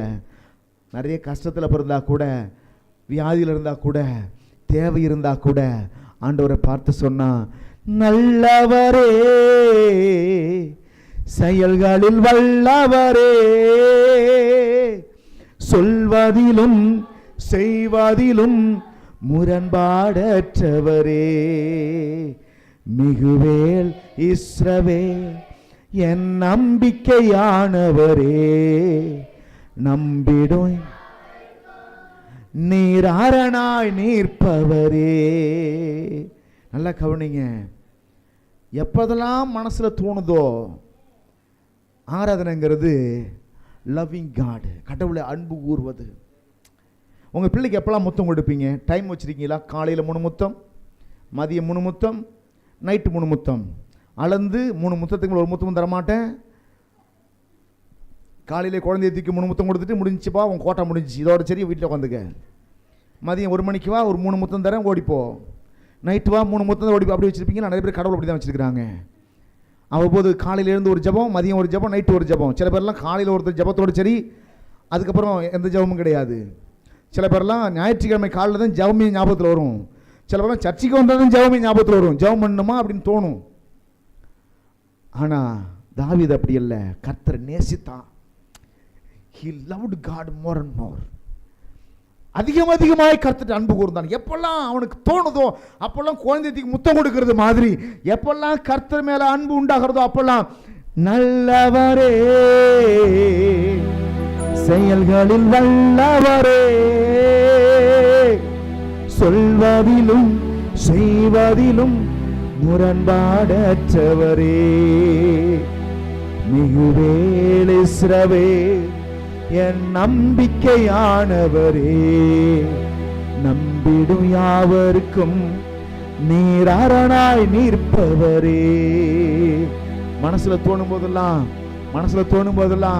அப்பா ஞாபகத்தில் வரும்போதெல்லாம், வண்டியில போகும்போது, உட்கார்ந்து இருக்கும் பொழுது, வேலை செய்யும் பொழுது, ஊருக்கு போகும்பொழுது, வரும்பொழுது, படுத்திருக்கும் பொழுது, எழுந்திருக்கும் பொழுது, வல்லவரே, செயல்களில் சொல்வதிலும் செய்வதிலும் முரண்பாடற்றவரே, மிகுவேல் இஸ்ரவேல் என் நம்பிக்கையானவரே, நம்பிடும் யாவருக்கும் நீர் அரணாய் நிற்பவரே. இப்படிதான் அவன் பாட்டு. தாவீது எப்பெல்லாம் மனசுல துணிச்சோம் அவரை புகழ்ந்து பாடிட்டே இருந்தான். அவன் எழுதின பாட்டுக்கு பேர் தான், அவன் எழுதின பாட்டு தான் பைபிள்ல சங்கீதம் என்ற புஸ்தகம் இருக்கு பார்த்தீங்களா? அத்தனையும் அவன் எழுதின பாடல்கள். அத்தனை வரிகளுக்கும் ராகம் இருக்கிறது, அத்தனை வரிகளுக்கும் தாளம் இருக்கிறது. இதெல்லாம் அந்த நாட்டு மொழியிலிருந்து நம்ம நாட்டு மொழிக்கு மொழிபெயர்த்ததுனால அதனை வசன வடிவில் படிக்கிறோம். கர்த்தர் மேய்ப்பராய் இருக்கிறார், நான் தாழ்ச்சியடையன், அவர் என்ன புல்லுள்ள இடங்களில் மேய்த்து அமர்ந்த தண்ணீரில் கொண்டு போய்விடுகிறான் வசனமா படிக்கிறோம். அதெல்லாம் வசனம் கிடையாது, அதெல்லாம் பாடல் வரிகள். அவன் எழுதின பாடல்கள் எப்படி எழுதியிருக்கிறான் பாருங்க. வல்லவரே, இன்னைக்கு சொல்ல போறீங்க வல்லவரேன்னு சொல்ல அவர் வல்லவரா அவன் வாழ்க்கையில இன்னைக்கு அற்புதம் செய்ய போறார். ஆமென். The power of worship இன்னைக்கு பார்க்க போறோம். எல்லாம் சேர்ந்து சொல்லலாமா? வல்லவரே, செயல்களில் வல்லவரே, சொல்வதிலும் செய்வதிலும் முரண்பாடற்றவரே, மிகுவேல் இஸ்ரவேல் என் நம்பிக்கையானவரே, நம்பிடும் நீர் அரணாய். ஜாதி மதம் மொழி கடந்து இந்த ஜாதி மக்கள் கூப்பிட்டாதான் கேட்பணும் இல்லாம இந்த மத மக்கள் கூப்பிட்டாலும் கேட்பலாம, உலகத்துல பிறந்த எந்த மனுஷனும் ஆண்டவர் நோக்கி கூப்பிட்டாலும் சொல்றாரு, அரணாயிருக்கிறவர் நம்பிட யாவருக்கும் நீர் அரணாய் நிற்பவர். நடக்குமா நடக்காதா என சோர்ந்து போயிருந்தேன், ஒரு அற்புதம் நடக்காதா என ஏங்கி போயிருந்தேன். நடக்குமா நடக்காதா என ஏங்கி போயிருந்தேன், அற்புதம் நடக்காதா என சோர்ந்து போயிருந்தேன். நான் நினைத்திடா வேளையில் அற்புதம் செய்தீரே, யாரும் நினைத்திடா வழியிலும் அற்புதம் செய்தீரே. நான் நினைத்திடா வேளையில் யாரும் நினைத்திடா வழியிலும் அற்புதம் செய்தீரே.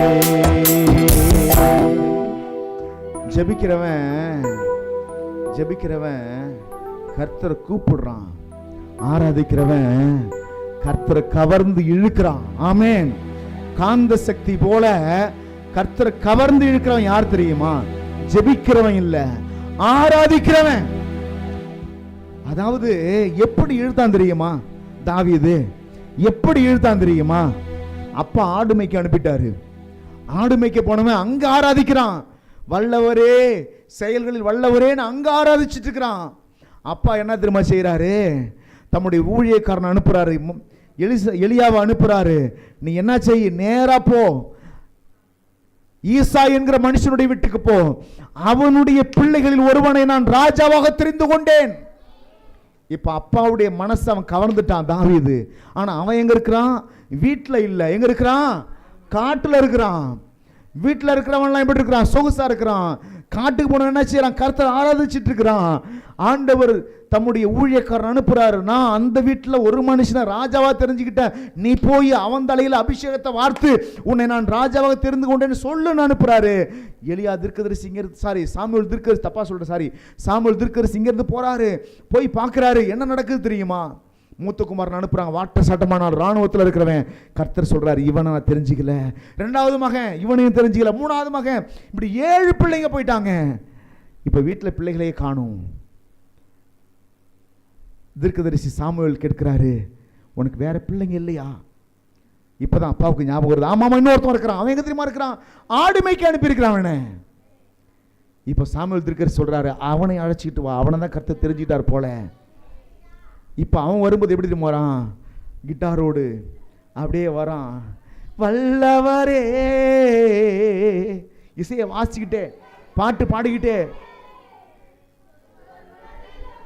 செய்வதிலும் முரண்பாடற்றவர், இசையை வாசிக்கிட்டே வீட்டுக்கு வரான். அப்பா கேட்கிறாரு, டேய் என்னடா செஞ்சு அப்பாவுடைய மனசு எப்படிடா மயக்குன? நீனு கர்த்தருடைய மனசு என்னடா செஞ்சு மயக்குன? இங்க அழகழகா இருக்கான், இவனை போல இவனெல்லாம் வேணான்ட்டான், உன்னை இவனெல்லாம் உனக்கு இந்த வேலைகள் லாய்க்கு கிடையாதுன்னு சொல்லிதான் உன்னை ஆடு மேய்க்க அனுப்புனேன், உனக்கு அழகலன்னு சொல்லிதான் ஆடு மேய்க்க அனுப்புனேன். ஆனா நீ என்னடா செஞ்சு அப்பாவுடைய மனசை மயக்குன? அவருக்கு நீதான் வேணுமா? நீதான் வேணுமா? அங்கேருந்து வரான், பாட்டு பாடிட்டே வந்திருப்பான்னு நினைக்கிறேன். சாமுவேல் தீர்க்கதரிசி பார்க்குறாரு, தைலத்தை கொண்டு வந்து தாவீதினுடைய தலையில ஊத்தி சொல்றாரு, கர்த்தர் உன்னை ராஜாவாக தெரிந்து கொண்டார். ஆராதிக்கிற மனுஷன் ஒரு நாளும் கூஜா தூக்கிட்டு அலைய மாட்டான். ஆமேன். ஆராதிக்கிற மனுஷன் ஒரு நாள் என்ன செய்ய மாட்டான்? கூஜா தூக்கிட்டு அலைய மாட்டான். ஆராதிக்கிற மனுஷன் நம்ம ஒரு பாஷையில் ஜிங்ஜாங் போட்டு வாழ்க்கையில் முன்னேற மாட்டான். எப்படி முன்னேற மாட்டான் சொல்லுங்க? ஜிங்ஜாங் போட்டு வாழ்க்கையில் முன்னேற மாட்டான். ஹல்லேலூயா. இவன் தேடி பதவியை தேடி விட மாட்டான், இவனை தேடி பதவி வரும். கையை தட்டி சொல்லு ஹல்லேலூயா. ஆராதிக்கிற மனுஷனை தேடி உயர்வு வருமே ஒழிய யாருக்காவது சால்ரா போட்டு யாருக்காவது கூஜா தூக்கி வாழ்க்கையில் முன்னேற அனுபவம் ஆராதிக்கிற மனுஷனுக்கு வரவே வராது. கர்த்தர் விடவே மாட்டாரு. ஆராதிக்கிற மனுஷன் கொஞ்சம் மிடுக்காதான் இருப்பாங்க எப்பொழுதுமே. ஹல்லேலூயா. ஏன்னா அவங்களுக்கு என்ன தெரியும்னா கடவுள் எவ்வளவு பெரியவர்னு தெரியும். அதனால எவங்கிட்டையும் தலைவணிங்க நடக்க மாட்டாங்க. ஆராதிக்கிற மனுஷன் தில்லா இருப்பாங்க, தைரியமா இருப்பாங்க, பயப்படாம இருப்பாங்க, போய்கிட்டே இருப்பாங்க. அவனை தாஸ்தா பண்ணி இவனை தாஸ்தா பண்ணி அவன் காலில் விழுந்து இவன் காலில் விழுந்து அவனை கெஞ்சி இவனை கெஞ்சி இந்த பழக்கம் ஆராதிக்கிறவன்ட்ட இருக்கவே இருக்காது. ஏனென்று சொன்னால் ஆராதனை என்பது ஆசீர்வாதங்களை கொண்டு வருகிற ஆயுதம். ஹல்லேலூயா. உயர்வை கொண்டு வருகிற ஆயுதம். பதவி உயர்வு எங்க திரும்ப வரும்? அந்த ரகசியம் தாவீதுக்கு தெரிஞ்சது. எதை வச்சு கவர்ந்து இழுத்தான் கர்த்தர்ட்ட இருந்து? எதை வச்சு பதவியை பெற்றுக்கொண்டான்? ஆராதனை. ஹல்லேலூயா. அதுதான் அவன் செய்தான். சொல்லுங்க. நல்லவரே செயல்களில் சொல்வதிலும் செய்வதிலும் முரண்பாடற்றவரே. நல்லவரே செயல்களில்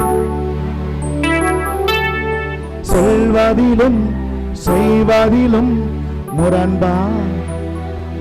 இப்படி ஆராதிக்கிற மனுஷன் வாழ்க்கை வரலாறு எடுத்து பார்த்தீங்கன்னா கொஞ்சம் மிடுக்காவே இருந்திருக்கிறாங்க. மொர்தெகாயை பாருங்க. எவனுக்கு தலை வணங்க மாட்டேன், தேவனை தவிர எவனுக்கும் தலை வணங்க மாட்டேன்னு வாழ்ந்தான் மொர்தெகாய். இதுவே அவனுக்கு பிரச்சனையா போயிடுச்சு. அப்பனா நீனு இந்த நாட்டில் பிரதம மந்திரி இருக்க, எனக்கு தலை வணங்க மாட்டியா அப்படின்னு ஒருத்தன் கங்கணம் கட்டி ஒன்றை மட்டும் இல்லை உன் இனத்தையே கொள்றேன் பாருன்னு ராஜா கிட்ட சட்டத்தை வாங்கி ராஜாவினுடைய முத்திரையை போட்டு தேசமங்க அனுப்பினான். யூதர்களை பூரா ஒரே நாளில் தூக்கு மேடையில் கொல்ல வேண்டும் என்று சட்டத்தை அனுப்பினான். மொர்தெகாய் அப்பையும் பயப்படல, மனுஷனுக்கு தலை வணங்கல, மனுஷனுக்கு கூஜா தூக்குற வேலையை செய்யல, மனுஷன் ஜிங்ஜாங் போட்டுக்கிட்டு இருக்கல. போனா கர்த்தரை நோக்கி ஜெபம் பண்ணினான், ஆராதித்தான். எவனுக்கு தலை வணங்கல. என்ன நடந்துச்சு தெரியுமா? இவன் தலையை தொங்க விட போறோம் பாருன்னு கங்கணம் கட்டினவன் தலை தொங்கும்படி கர்த்தர் செய்தார். மொர்தெகாயினுடைய தலையை கர்த்தர் உயர்த்தினார்.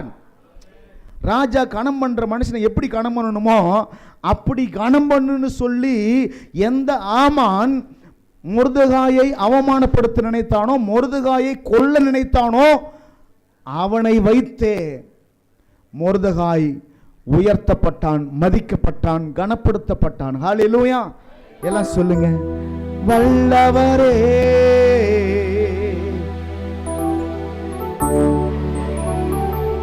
சொல்வதிலும் முரண்பாடற்றவரே. நீங்க பாட்டு ஆராதிச்சிட்டே போனீங்கன்னா உங்க பின்னாடியே பதவி உடைந்துட்டே இருக்கும்.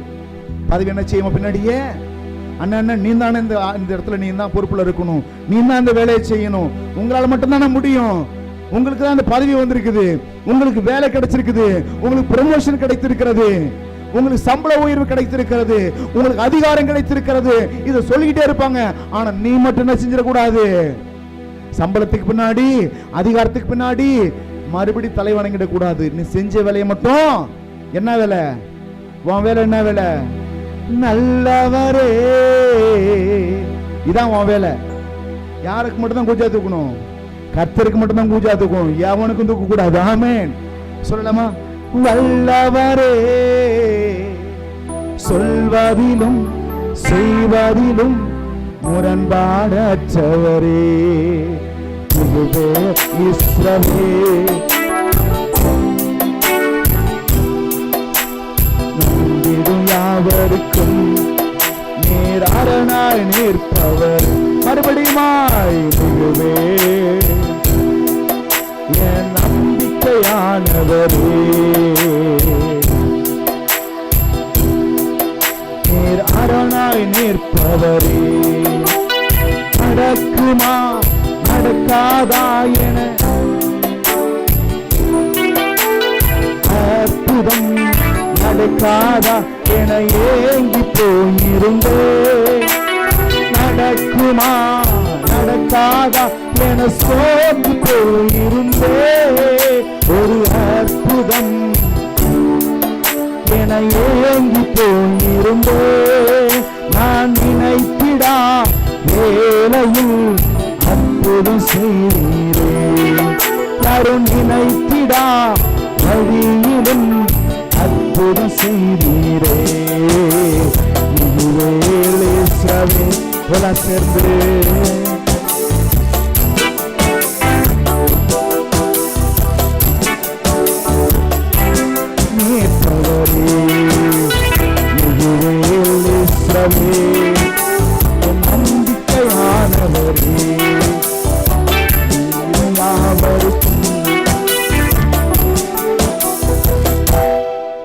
நாள் சொன்னானுவோம், அப்பாவுடைய கொஞ்சம் ஆடை விட்டுட்டு எங்கடா வந்த உன் துணிகரத்தை அறிவேன், உனக்கெல்லாம் இராணுவத்துக்கு உனக்கு என்ன சம்பந்தம்னு பேசினானோ அண்ணங்காரனும் பூரா தாவீதை பார்த்து. என்ன சொன்னானுவோம், உனக்கும் ஆடுக்கு மட்டும்தான் சம்பந்தம் இருக்கணும், நீ ஒரு நாளும் இராணுவத்துக்கெல்லாம் வர்றதுக்கு உனக்கு உடல் பலமும் கிடையாது, மனபலமும் கிடையாது, ஆடு மேய்க்க மட்டும்தான் உனக்கு வேலை. இன்னும் சொல்ல போனா இராணுவத்தை பார்க்க கூட உனக்கு என்ன தகுதி கிடையாதுன்னு சொன்னானுவோம் அண்ணங்காரனோ போறா. ஆனா தாவீதை கர்த்தர் உயர்த்தி இராணுவத்தை நடத்துகிற ராஜாவாக மாற்றினார். கைகளை தட்டி சொல்லு ஹல்லேலூயா. இராணுவத்தை பார்க்கவே தகுதி இல்லைன்னு சொன்ன தாவீதை இராணுவத்தையே நடத்துகிற கிங்காக. அண்ணங்காரன் பூரா மூக்கில் விரல வச்சுட்டான். என்னடா அது, இவனை பார்த்து நம்ம மிரட்டணும், அவன் இவ்வளோ பெரிய கோலியாத்தையே பார்த்து பயப்படல, தைரியமா கோலியாத்தை போய் சந்தித்து அவன் தலையை வெட்டிட்டான்னு சொன்னாக்க. இப்போ தாவீதை பார்த்து எல்லாருக்கும் பயம் பிடிச்சிக்கிச்சு. கோலியாத்தை பார்த்து பயந்தவங்கெல்லாம் தாவீதை பார்த்து பயப்படும்படியாய் சூழ்நிலை மாறி போனது. தேவனுடைய பிள்ளையை ஆராதிக்கிற உனக்கு எல்லாருமே பயப்படுவார்கள். நீ யாருக்கும் பயப்பட வேண்டிய அவசியமே, வியாதிக்கு பயப்பட வேண்டிய அவசியமே, வறுமைக்கு பயப்பட வேண்டிய அவசியமே இல்லைன்னு சொல்லுங்க. இல்லை. வியாதிக்கும் வறுமைக்கும் சாத்தானுக்கும் பயப்பட வேண்டிய அவசியமே, பதவி உயர்வுக்கு பயப்பட வேண்டிய அவசியமே. ஹல்லேலூயா. அவர் ஆராதிக்க ஆராதிக்க உன் பலன் கூடிக்கிட்டே போகுமே ஒழிய உன் பலன் குறையாது. காண்டாமிருகத்துக்கு ஒத்த பலன் உன்னுடைய ஆராதனையில் இருக்கிறது, உன்னுடைய துதியில இருக்கிறது, உன் அபிஷேகமே உன் ஆராதனையில் இருக்கிறது. எல்லாரும் எழுந்திருக்கலாமா? எல்லாரும் சேர்ந்து பாடி ஆண்டவர் துதிக்க போறோம். எல்லாரும் சொல்லுங்க, எல்லாரும் சேர்ந்து ஆண்டவர் ஆராதிக்க போறோம். ஓ நல்லவரே, செயல்களில் வல்லவரே,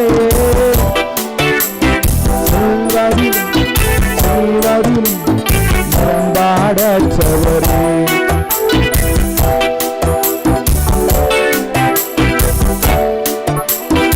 தேவனுடைய ஆராதிக்கிற இந்த வேளையில உன் வியாதி மாறப் போகிறது.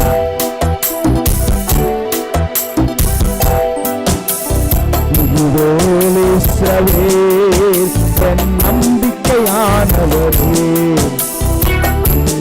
யாவருக்கும் நீர் அரணாய் நிற்பவரே,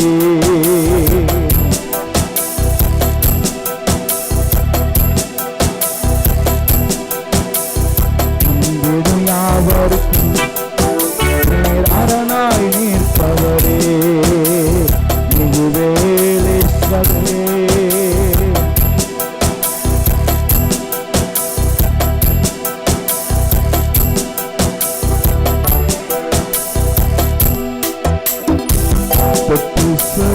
சுகமாக்குமையா இயேசுவே, நீர் தொட்டால் போதும் எந்தன் வாழ்க்கை மாறுமே, நீர் தொட்டால் போதும் எந்தன் வாழ்க்கை மாறுமே, நீர் தொட்டால் போதும் எந்தன் வாழ்க்கை மாறுமே, மாறுமே, எல்லாம் மாறுமே,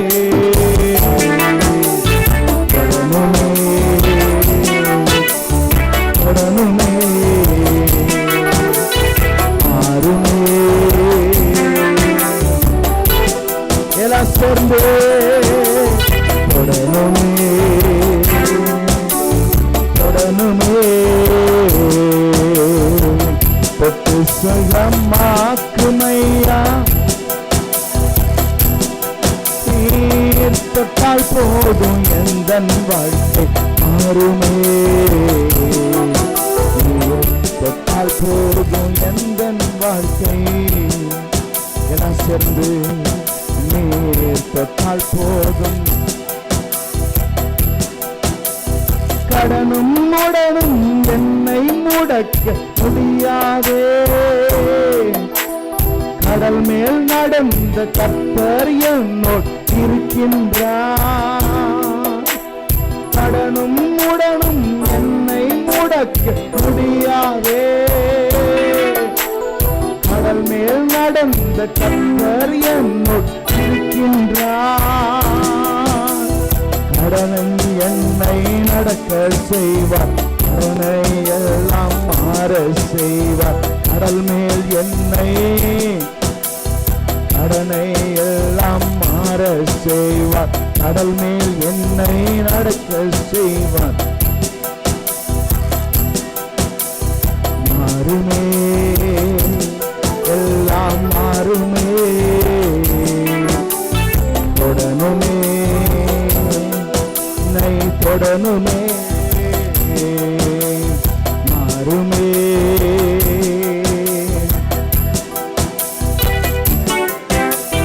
தொடனுமே என்னை தொடனுமே. எபினேசரே எபினேசரே இது வரையோ உதவி நீரே. எபினேசரே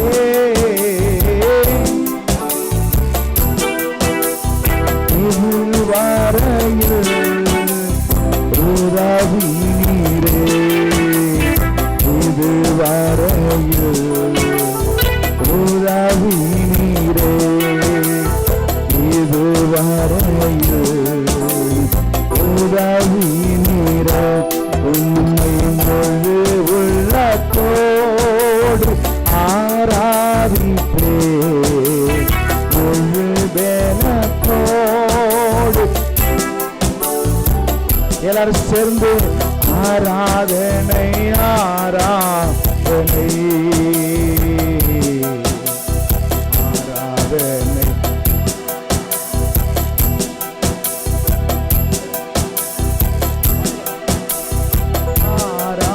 ஆராதனை ஆராதனை ஆராதனை. கைகளை தட்டல, கண்களை மூடி பாடும். ஆராதனை எல்லாரும் சேர்ந்து பாடுற உற்சாகமாக. ஆராதனை ஆராதனை. எபினேசரே எல்லாரும் கைகளை தட்டி பாடுவோம். இதுவரையில் உதவி செய்த ஆண்டவர் இன்னைக்கு உன் வாழ்க்கையில நிச்சயமாக ஒரு அற்புதத்தை செய்வார். உன் கண்ணீரை துடைப்பார், உன் கஷ்டங்களை மாற்றுவார், உன் வியாதி படுக்கையை மாற்றுவார். இது வரையில் உதவி நீரே. இது வரையில் உதவி நீரே. இது வரையில் உம்மை முழு உள்ளத்தோடு ஆராதிப்பேன். எல்லாரும் ஆராதிச்சிருங்க. கர்த்தருடைய பிரசன்னம், கர்த்தருடைய வல்லமை, தேவ ஜனமே உன் மேல இன்னைக்கு இறங்கி கொண்டே இருக்கிறது. எல்லா பிசாசினுடைய வல்லமைகள், மாந்திரிக வல்லமைகள், செய்வினை வல்லமைகள், வியாதியின் வல்லமைகள் இயேசு கிறிஸ்துவின் நாமத்தினாலே இப்பொழுது